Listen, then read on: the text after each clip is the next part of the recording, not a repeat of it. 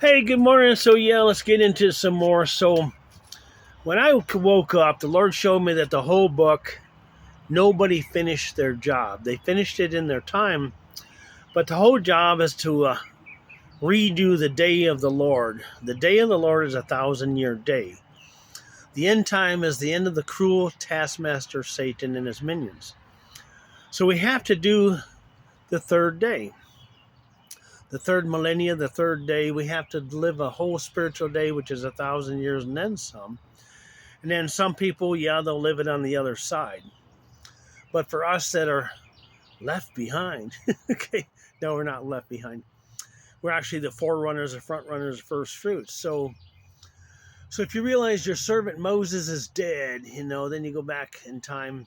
Abraham, Isaac, Jacob, Joseph, Moses, Joshua, Caleb.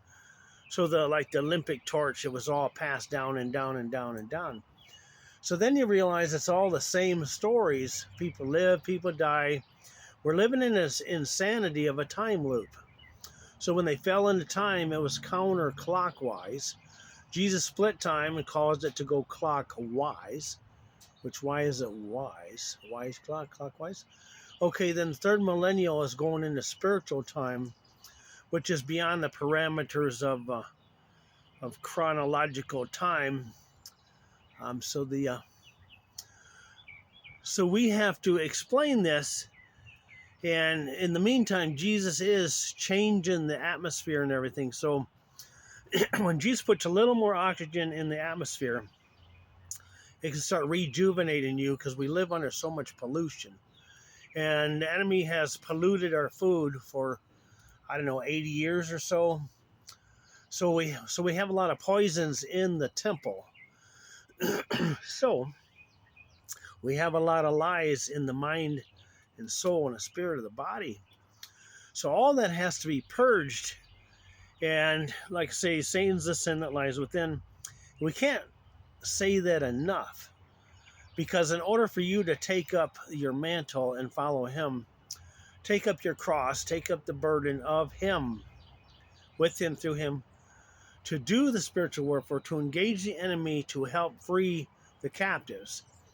Now, reread Isaiah 61, like reread it like every day for a week.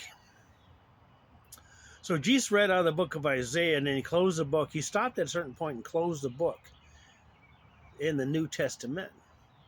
Now we're going to carry it all the way through the chapter, which has a lot of meat in it about freeing the captives, raising up the desolations of many generations. But it's really not an outward thing so much as it is an inward thing, that we're going to raise up people to be transformed into the likeness of the Lord and to be rejuvenated. The new wine rejuvenate the skins. So, and I know a lot of people are skeptical, that a lot of people are hard to believe. They say it's hard to believe. But part of the waking up process is a lot of people are realizing that the past is being done out in the future. So it's a time loop. In the past, what happened in the past happens again in the future. And we have to get past the insanity lines of chronological or clockwise time. We got to have the wise dominion, the kingdom come, the king's dominion come. The will of the Lord on the earth is in the earthen vessel. So, so you reread it. So I'm gonna keep this. I'm gonna try to keep this one a little bit short. Short. So think about it. Okay, all time repeats with different vessels and different seasons. Okay, so you're awake in this time, and now you have to take up the baton, the mantle, and all mantles have to be present and accounted for in this time, in this season. Which similar things has to happen, but we're going to go beyond into spiritual time, even though we're where our flesh exists in this natural time. So Jesus is going to do away with the fallen timeline, and he already tied it back together. Now he's going to pull it all the way back up to heaven, so we can enter the throne room, the marriage supper of the Lamb, through that knot that's tied in the timeline, because he's the one who tied us back in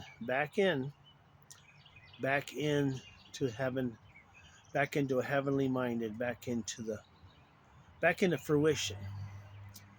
And like I say, prophetically, he's the fruit that we hung back on the tree. He did it all so we would bear much fruit in this time and this season.